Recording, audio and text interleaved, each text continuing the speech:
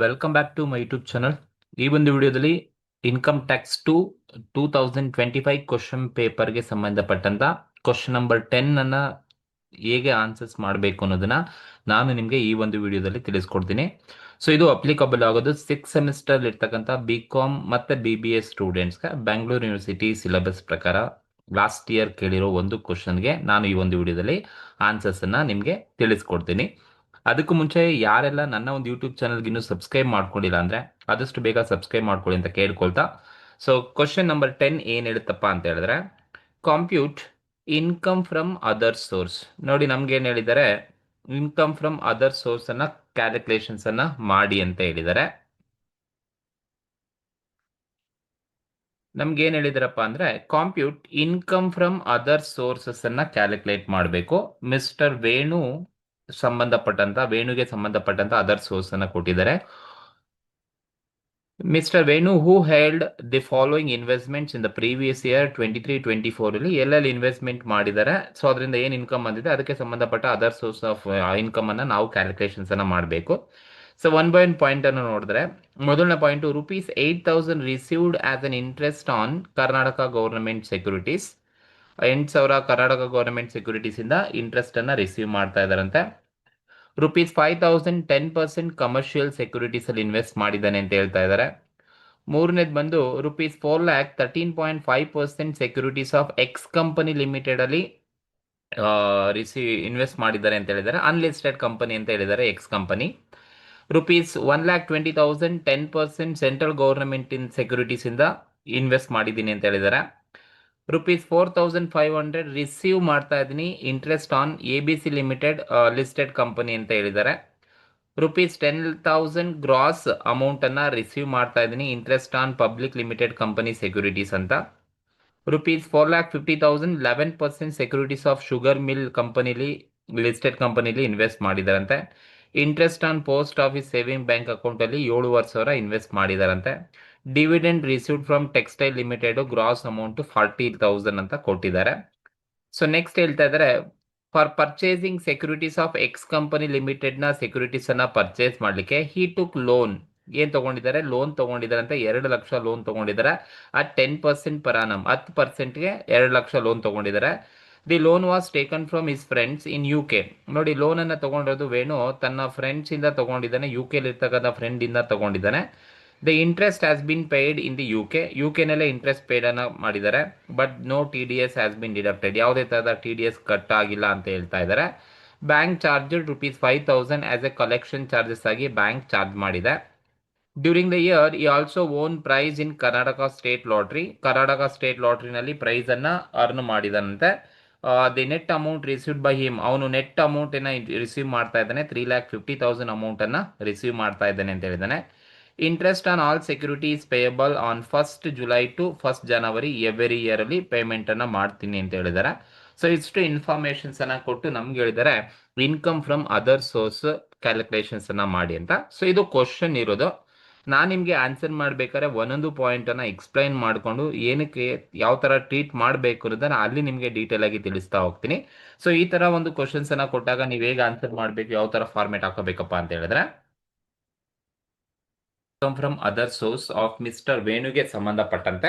So Venu is an assessee ಆಗಿರೋದ್ರಿಂದ so ಅವರಿಗೆ ಸಂಬಂಧಪಟ್ಟಂತ ಡೀಟೇಲ್ಸ್ ನ ಕೊಟ್ಟಿದ್ದಾರೆ. ಒನ್ ಬೈ ಒನ್ ನೋಡ್ತಾ ಹೋಗೋಣ ಏನ್ ಕೊಟ್ಟಿದ್ದಾರೆ, ಹೇಗೆ ಟ್ರೀಟ್ ಮಾಡಬೇಕು ಅಂತ.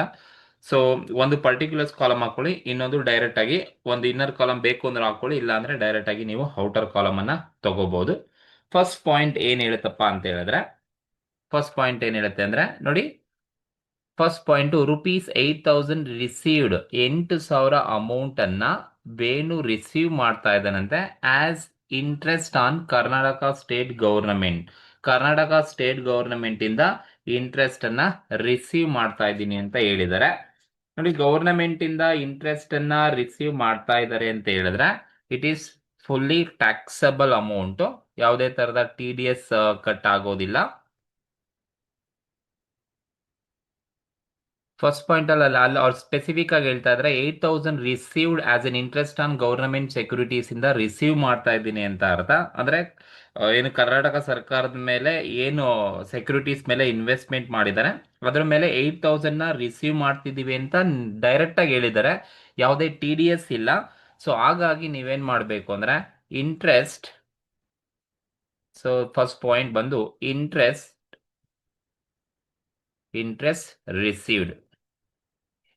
Received on Karnataka government securities. Interest received on Karnataka government securities ಎಷ್ಟಪ್ಪ ಅಂದ್ರೆ 8,000 ಸೆಕ್ಯೂರಿಟೀಸ್ ಮೇಲೆ ಇಂಟ್ರೆಸ್ಟ್ ಅನ್ನ ರಿಸೀವ್ ಮಾಡ್ತಾ ಇದ್ದಾನೆ. ಸೊ ಅಂದ್ರೆ ಗವರ್ನಮೆಂಟ್ ಸೆಕ್ಯೂರಿಟಿ ಮೇಲೆ ಇಂಟ್ರೆಸ್ಟ್ ಅನ್ನ ರಿಸೀವ್ ಮಾಡ್ತಾ ಇದ್ದಾನೆ ಅಂತ ಅರ್ಥ.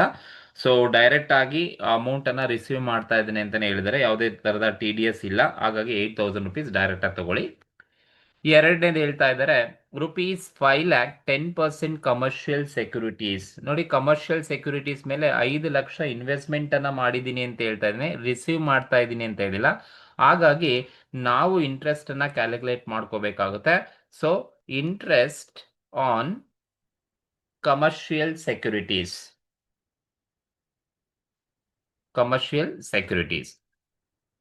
ಎಷ್ಟು ಪರ್ಸೆಂಟ್ ಅಪ್ಪ ಇಂಟ್ರೆಸ್ಟ್ ಅಂತ ಹೇಳಿದೆ? ಎಷ್ಟು ಪರ್ಸೆಂಟ್ ಅಂತ ಹೇಳಿದ್ರೆ ಕ್ವಶನ್ ಅಲ್ಲಿ ಅವ್ರು ಹೇಳಿದ್ದಾರೆ ನೋಡಿ, 10% ಕಮರ್ಷಿಯಲ್ ಸೆಕ್ಯೂರಿಟೀಸ್ ನ ಇಶ್ಯೂ ಮಾಡ್ತಾ ಇರೋದು, ಇನ್ವೆಸ್ಟ್ಮೆಂಟ್ ಮಾಡೋದನ್ನು 10% ಸೆಕ್ಯೂರಿಟೀಸ್ ಅಲ್ಲಿ. ಸೊ ಹಾಗಾಗಿ ಆ 5,00,000 ರೂಪೀಸ್ ಏನಿದೆ, ಈ 5,00,000 ರೂಪೀಸ್ ಮೇಲೆ 10% ಇಂಟ್ರೆಸ್ಟ್ ಅನ್ನ ನಾವು ಕ್ಯಾಲ್ಕುಲೇಷನ್ಸ್ ಅನ್ನ ಮಾಡಬೇಕು. ಯಾಕಂದ್ರೆ 10% ಕಮರ್ಷಿಯಲ್ ಸೆಕ್ಯೂರಿಟೀಸ್ ಆಗಿರೋದ್ರಿಂದ. ಸೊ 5,00,000 ಮೇಲೆ 10% ಅನ್ನ ಮಾಡ್ಕೊಂಡ್ರೆ ನಿಮ್ಗೆ 50,000 ಇಂಟ್ರೆಸ್ಟ್ ಆನ್ ಕಮರ್ಷಿಯಲ್ ಸೆಕ್ಯೂರಿಟೀಸ್ ಸಿಗುತ್ತೆ. ಇದು ಎರಡನೇ ಪಾಯಿಂಟ್ ಅಲ್ಲಿ ಇರೋದು. ಮೂರನೇ ಪಾಯಿಂಟ್ ಅಲ್ಲಿ ಬಂದ್ರೆ ನೋಡಿ, ₹4,00,000 13.5% securities of x company limited, unlisted ಕಂಪನಿಲಿ 4,00,000 ರೂಪೀಸ್ ಅನ್ನ ಇನ್ವೆಸ್ಟ್ ಮಾಡಿದೀನಿ ಅಂತ ಹೇಳಿದಾನೆ. ಇನ್ವೆಸ್ಟ್ ಮಾಡಿದಾನೆ ಅಂದ್ರೆ ಅವ್ರಿಗೆ ಇಂಟ್ರೆಸ್ಟ್ ಬರುತ್ತೆ. ಎಷ್ಟು ಪರ್ಸೆಂಟ್ ಇಂಟ್ರೆಸ್ಟ್ ಅಪ್ಪ ಅಂತ ಹೇಳಿದ್ರೆ 13.5% ಅವರೇ ಕೊಟ್ಬಿಟ್ಟಿದ್ದಾರೆ. ಸೊ ಹಾಗಾಗಿ ನಾವೇನ್ ಮಾಡ್ಬೇಕು ಅಂದ್ರೆ interest on securities of x company limited, that is X company limited ಎಷ್ಟಪ್ಪ ಅಂತ ಹೇಳಿದ್ರೆ ಅವ್ರು ಇನ್ವೆಸ್ಟ್ ಮಾಡೋದು 4 ಲಕ್ಷ ರೂಪಾಯಿನ ಇನ್ವೆಸ್ಟ್ ಮಾಡಿದ್ದಾರೆ. ಈ 4 ಲಕ್ಷದ ಮೇಲೆ ಎಷ್ಟು ಪರ್ಸೆಂಟ್ ಇಂಟ್ರೆಸ್ಟ್ ಅಂತೆ?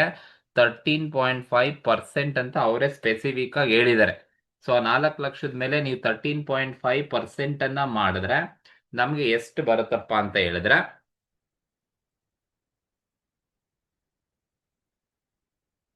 54,000 ರೂಪೀಸ್ ಬರುತ್ತೆ. ದಟ್ ಈಸ್ 54,000 ಇಂಟ್ರೆಸ್ಟ್ ಅನ್ನ ನಾವು ಕ್ಯಾಲ್ಕುಲೇಷನ್ಸ್ ಅನ್ನ ಮಾಡಿದೀವಿ.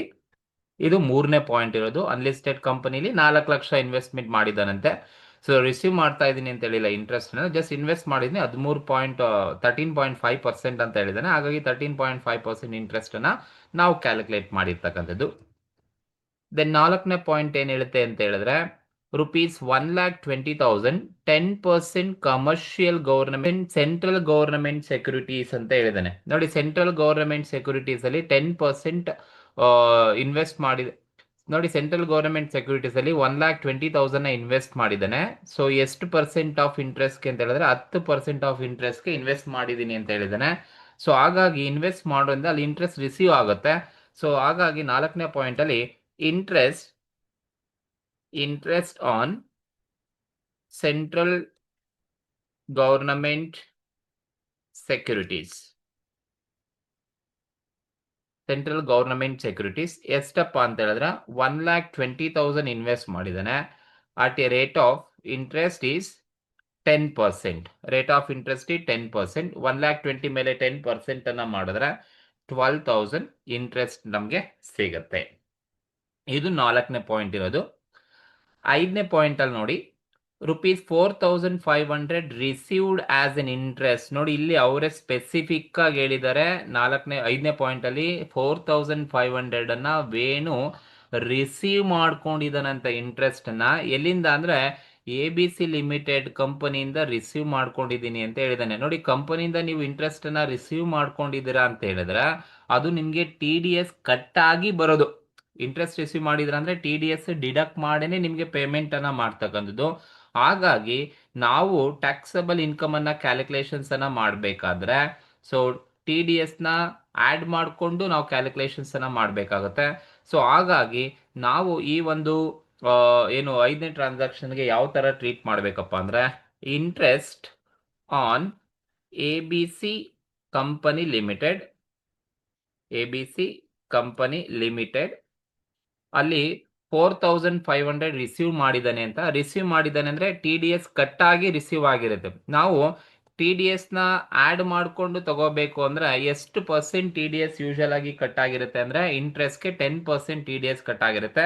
ನಾವು ರಿವರ್ಸ್ ಮೆಥಡಲ್ಲಿ ಕ್ಯಾಲ್ಕುಲೇಷನ್ಸನ್ನು ಮಾಡ್ಕೋಬೇಕಾಗುತ್ತೆ. ಟಿ ಡಿ ಎಸ್ನ ಆ್ಯಡ್ ಮಾಡಿಕೊಂಡು ಮಾಡ್ತೀರಾ ಅಂತ ಹೇಳಿದ್ರೆ ಎಷ್ಟು ರಿಸೀವ್ ಆಗಿದೆ 4500 ಇಂಟು 100 ಡಿವೈಡೆಡ್ ಬೈ 90 ತಗೋಬೇಕು. ಈ 90 ಹೇಗೆ ಬರುತ್ತಪ್ಪ ಅಂತ ಹೇಳಿದ್ರೆ ಟೋಟಲ್ 100% ಅಲ್ಲಿ ಟಿ ಡಿ ಎಸ್ 10% ಕಟ್ ಆಗಿರುತ್ತೆ. ಹಾಗಾಗಿ ನಾನು 10%ನ ಮೈನಸ್ ಮಾಡಿಕೊಂಡ್ರೆ ನಮಗೆ 90 ಬರುತ್ತೆ. ಈಗ ನೀವು ಸಿಂಪ್ಲಿಫೈ ಮಾಡಿ 4500 ಇಂಟು 100 ಡಿವೈಡೆಡ್ ಬೈ 90 ಮಾಡಿದ್ರೆ ನಿಮಗೆ total interest on A B C limited ಅಲ್ಲಿ ಎಷ್ಟು ಇತ್ತಪ್ಪ ಅಂತ ಹೇಳಿದ್ರೆ 5000 ರುಪೀಸ್ ನಮಗೆ ಸಿಗುತ್ತೆ. ಸೊ ನೋಡಿ, ಕಟ್ಟಾಗಿ ರಿಸೀವ್ ಆಗಿರೋ ಟಿ ಡಿ ಎಸ್ ಡಿಡಕ್ಟ್ ಆಗಿನೇ ನಾವು ರಿಸೀವ್ ಮಾಡ್ಕೊಂಡು, ಹಾಗಾಗಿ ಅದನ್ನ ನಾವು ಟಿ ಡಿ ಎಸ್ನ ಆ್ಯಡ್ ಮಾಡಿಕೊಂಡು ತಗೋಬೇಕು ಅಂತ ಹೇಳಿದಾಗ ನೀವು ಇದೇ ಮೆಥಡನ್ನು ಫಾಲೋ ಮಾಡಬೇಕು. 4500 ಇಂಟು 100 ಡಿವೈಡೆಡ್ ಬೈ ಎಷ್ಟು percent T D S cut ಆಗಿರುತ್ತೆ ಅಷ್ಟು ಪರ್ಸೆಂಟ್ 100 ಮೈನಸ್ ಮಾಡ್ಕೊಳ್ಳಿ, ಸಿಂಪ್ಲಿಫೈ ಮಾಡ್ಕೊಳ್ಳಿ, ನಿಮಗೆ ಸಿಗುತ್ತೆ. ಇದು 5ನೇ ಪಾಯಿಂಟಲ್ಲಿ ಇರೋದು. 6ನೇ ಪಾಯಿಂಟಲ್ಲಿ ಹೇಳ್ತಾ ಇದ್ದಾರೆ, ಸೊ ₹10,000 ಗ್ರಾಸ್. ನೋಡಿ ಇಲ್ಲಿ ಹೇಳಿದ ಗ್ರಾಸ್ ಅಮೌಂಟ್ ಅನ್ನ ರಿಸೀವ್ ಮಾಡ್ತಾ ಇದ್ದಾನೆ as N interest on public limited company. ಯಾವುದೋ ಒಂದು ಪಬ್ಲಿಕ್ ಲಿಮಿಟೆಡ್ ಕಂಪನಿಲಿ ಗ್ರಾಸ್ ಅಮೌಂಟ್ ಅನ್ನ ರಿಸೀವ್ ಮಾಡ್ತಾ ಇದ್ದೀನಿ ಅಂತ ಕೊಟ್ಟಿದ್ದಾನೆ. ಸಪೋಸ್ ನೆಟ್ ಅಮೌಂಟ್ ಅಂತ ಕೊಟ್ಟಿದ್ರೆ ನಾನು ಗ್ರಾಸ್ ಮಾಡ್ಕೋಬೇಕಿತ್ತು, ಬಟ್ ಕ್ವಶನ್ ಅಲ್ಲಿ ಅವರೇ ಸ್ಪೆಸಿಫಿಕ್ ಆಗಿ ಹೇಳಿದ್ದಾರೆ. ಸೊ 10,000 ರುಪೀಸ್ ಗ್ರಾಸ್ ಅಮೌಂಟ್ ಅನ್ನ ನಾನು ರಿಸೀವ್ ಮಾಡ್ಕೊಳ್ತಾ ಇದ್ದೀವಿ ಅಂತ ಹೇಳಿದ್ದಾರೆ. 10,000 ಗ್ರಾಸ್ ಅಮೌಂಟ್ ಅನ್ನ ರಿಸೀವ್ ಮಾಡ್ಕೊಳ್ತಾ ಇದ್ದಾರಂತೆ. ಸೊ ಅವರೇ ಗ್ರಾಸ್ ಅಮೌಂಟ್ ಕೊಟ್ಟಿದ್ದಾರೆ ಅಂತ ಹೇಳಿದ್ರೆ ಸೊ ನಾವೇನು ಮತ್ತೆ ಕ್ಯಾಲ್ಕುಲೇಷನ್ ಮಾಡೋ ಅವಶ್ಯಕತೆ ಇಲ್ಲ, ಡೈರೆಕ್ಟ್ ಆಗಿ ನಾವು ತಗೋಬಹುದು. ದಟ್ ಈಸ್ ಎಫ್ ಪಾಯಿಂಟ್ ಏನು ಹೇಳ್ತಪ್ಪ ಅಂತ ಹೇಳಿದ್ರೆ interest on public company limited ಇಂದ ಇಂಟ್ರೆಸ್ಟ್ ಅನ್ನ ರಿಸೀವ್ ಮಾಡ್ತಾ ಇದ್ದಾರೆ. ಅವರೇ ಹೇಳಿದ್ದಾರೆ ಗ್ರಾಸ್ ಅಮೌಂಟ್ ಅಂತ ಹೇಳಿದ್ದಾರೆ. ಗ್ರಾಸ್ ಅಮೌಂಟ್ ಅಂತ ಅವರೇ ಡೈರೆಕ್ಟ್ ಆಗಿ ಹೇಳಿರೋದ್ರಿಂದ ನಾವೇನು ಕ್ಯಾಲ್ಕುಲೇಷನ್ ಮಾಡೋ ಅವಶ್ಯಕತೆ ಇಲ್ಲ. ಯಾಕೆಂದ್ರೆ ನಮಗೆ ನೆಟ್ ಕೊಟ್ಟಿದ್ರೆ ನಾವು ಗ್ರಾಸ್ ಮಾಡ್ಕೋಬೇಕು, ಅವರೇ ಗ್ರಾಸ್ ಕೊಟ್ಟಿದ್ದಾರೆ ಅಂತ ಹೇಳಿದ್ರೆ ಡೈರೆಕ್ಟ್ ಆಗಿ ನೀವು 10,000 ರುಪೀಸ್ ಅನ್ನ ತಗೋಬಹುದು, ಯಾವುದೇ ತರದ ಪ್ರಾಬ್ಲಮ್ ಇಲ್ಲ. Interest on public company limited ಅಲ್ಲಿ. ನೆಕ್ಸ್ಟ್ 6ನೇ ಪಾಯಿಂಟ್ ಹೇಳುತ್ತೆ ಅಂದ್ರೆ ₹4,50,000 11% securities of sugar mill company listed company. ಅಂದ್ರೆ ಶುಗರ್ ಮಿಲ್ ಕಂಪನಿಲಿ 4,50,000 ನಾವೇನು ಇನ್ವೆಸ್ಟ್ ಮಾಡಿದೀನಿ ಅಂತ ಹೇಳಿದ್ದಾನೆ, ಬಟ್ ಇಂಟ್ರೆಸ್ಟ್ ರಿಸೀವ್ ಮಾಡ್ತಾ ಇದ್ದೀನಿ ಅಂತ ಹೇಳಿಲ್ಲ. ಬಟ್ ಅವ್ನು ಇನ್ವೆಸ್ಟ್ ಮಾಡಿದ್ದಾನೆ ಅಂದ್ರೆ ಎಷ್ಟು ಪರ್ಸೆಂಟ್ಗೆ ಇನ್ವೆಸ್ಟ್ ಮಾಡಿದಾನಪ್ಪ, 11%ಗೆ ಇನ್ವೆಸ್ಟ್ ಮಾಡಿದ್ದಾನೆ ಅಂತ ಅರ್ಥ. ಸೊ ಹಾಗಾಗಿ ಸೊ ಆ ಒಂದು ಏನು ಶುಗರ್ ಮಿಲ್ ಕಂಪನಿ ಮೇಲೆ ಏನು 11% ಇದೆ, ಇಂಟ್ರೆಸ್ಟ್ ಅನ್ನ ಕ್ಯಾಲ್ಕುಲೇಟ್ ಮಾಡ್ಕೊಳ್ಳಿ. Interest on sugar mill company, sugar mill limited ಎಷ್ಟಿದೆಯಪ್ಪ ಅಂತ ಹೇಳಿದ್ರೆ 4,50,000 ಅಮೌಂಟ್ ಇರೋದು ಇಂಟು 11% ಅನ್ನ ಮಾಡ್ಕೊಳ್ಳಿ. ಸೊ ಇಂಟು 11% ಮಾಡ್ಕೊಂಡ್ರೆ 4,50,000 ಇಂಟು 11% ಮಾಡಿದ್ರೆ ನಿಮಗೆ ಎಷ್ಟು ಬರ್ತಪ್ಪ ಅಂದ್ರೆ 49,500 ರುಪೀಸ್ ನಮಗೆ ಇಂಟ್ರೆಸ್ಟ್ ಬರುತ್ತೆ. ನೆಕ್ಸ್ಟ್ ಎಚ್ ಪಾಯಿಂಟ್ ಏನ್ ಹೇಳುತ್ತೆ ಅಂತ ಹೇಳಿದ್ರೆ interest on post office saving bank account 7,500 ಕೊಟ್ಟಿದ್ದಾರೆ. ಸೊ ನೋಡಿ ಅಲ್ಲಿ ಜಾಯಿಂಟ್ ಅಕೌಂಟ್ ಅಂತ ಏನಾದ್ರು ಹೇಳಿದಾರ ಅಂದ್ರೆ ಇಲ್ಲ, ವೇಣು ಒಬ್ನೇ ಇರೋದು. ಸೊ ಹಾಗಾಗಿ ವೇಣು ಇನ್ವೆಸ್ಟ್ಮೆಂಟ್ ಅನ್ನ ಮಾಡಿದ್ದಾನೆ ಅದರಲ್ಲಿ ಪೋಸ್ಟ್ ಆಫೀಸ್ ಅಲ್ಲಿ, ಅದರಿಂದ interest on post office saving bank account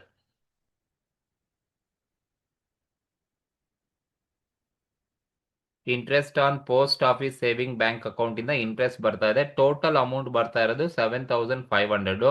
but ಇದರಲ್ಲಿ ಇಂಡಿವಿಜುವಲ್ ಅಕೌಂಟ್ ಆಗಿರೋದ್ರಿಂದ, ಸಿಂಗಲ್ ಅಕೌಂಟ್ ಆಗಿರೋದ್ರಿಂದ ಎಕ್ಸಂಪ್ಷನ್ ಲಿಮಿಟ್ ಗೊತ್ತಿರಬೇಕು ನಿಮಗೆ. 3,500 is an exemption limit in case of individual account ಆದ್ರೆ. ಜಾಯಿಂಟ್ ಅಕೌಂಟ್ ಆದ್ರೆ 7,000 is exemption.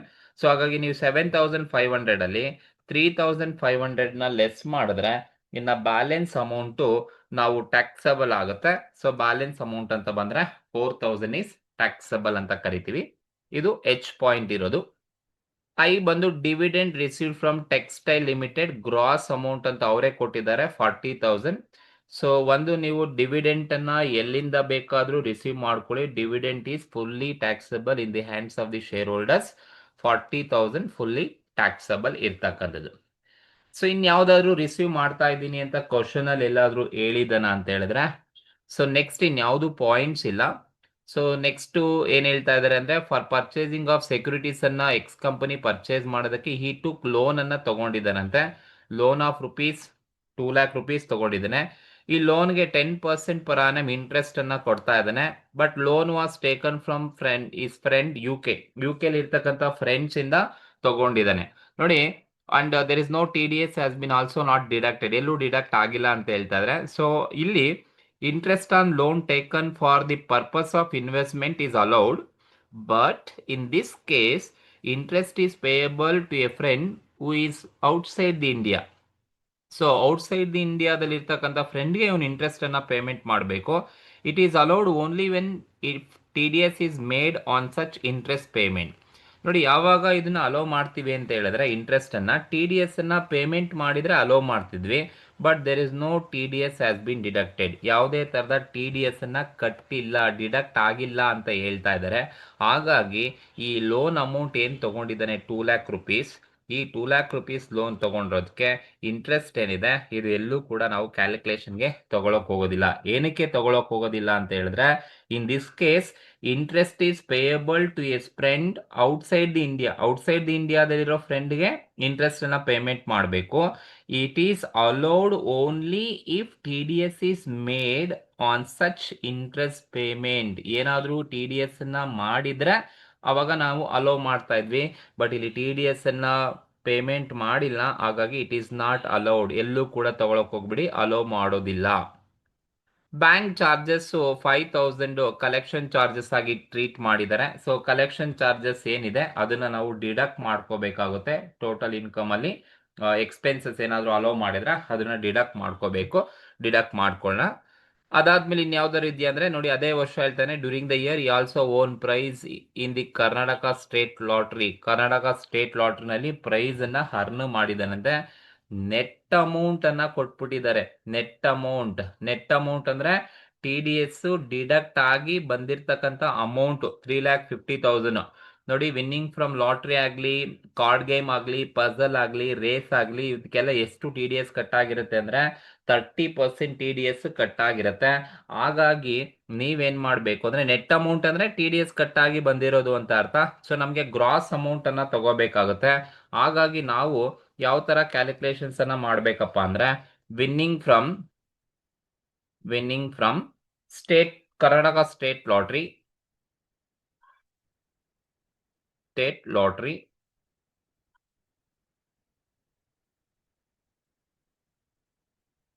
Winning from Karnataka state lottery. So ಅಲ್ಲಿ net amount ಕೊಟ್ಟಿದ್ದಾರೆ. ಎಷ್ಟಪ್ಪ ಅಂದ್ರೆ 3,50,000 ಈಸ್ ನೆಟ್ ಅಮೌಂಟ್. ನಾವು TDS ಡಿಡಕ್ಟ್ ಮಾಡಿ ತಗೊಂಡಿದ್ದಾರೆ. ನೆಟ್ ಅಮೌಂಟ್ ಅಂದ್ರೆ TDS ಡಿಡಕ್ಟ್ಸ್ ಆಗಿರುತ್ತೆ. ಸೊ ನಾವು ಗ್ರಾಸ್ ಅಮೌಂಟ್ ತಗೋಬೇಕು ಅಂತ ಹೇಳಿದ್ರೆ 100 ಇಂಟು 100, 3,50,000 ಇಂಟು 100 ಡಿವೈಡೆಡ್ ಬೈ 70 ತಗೊಳ್ಳಿ. ಈ 70 ಹೇಗ್ ಬಂತು ಅಂತ ಇಲ್ಲಿ ನಿಮ್ಗೆ ತೋರಿಸಿದ್ದೀನಿ. ಟೋಟಲ್ 100% ಅಲ್ಲಿ 30% TDS ಕಟ್ ಆಗಿರುತ್ತೆ. ಹಾಗಾಗಿ 100 ಅಲ್ಲಿ 30 ಮೈನಸ್ ಮಾಡ್ಕೊಂಡ್ರೆ ನಿಮಗೆ 70% ಬರುತ್ತೆ. ಸೊ ಈಗ ನೀವು 3,50,000 ಇಂಟು 100 ಡಿವೈಡೆಡ್ ಬೈ 70 ಮಾಡಿದ್ರೆ ನಮಗೆ ಎಷ್ಟಪ್ಪ ಬರುತ್ತೆ ಅಂತ ಹೇಳಿದ್ರೆ, ವಿನ್ನಿಂಗ್ ಫ್ರಮ್ ಕರ್ನಾಟಕ ಸ್ಟೇಟ್ ಲಾಟ್ರಿಯಿಂದ ₹5,00,000 ಬರುತ್ತೆ.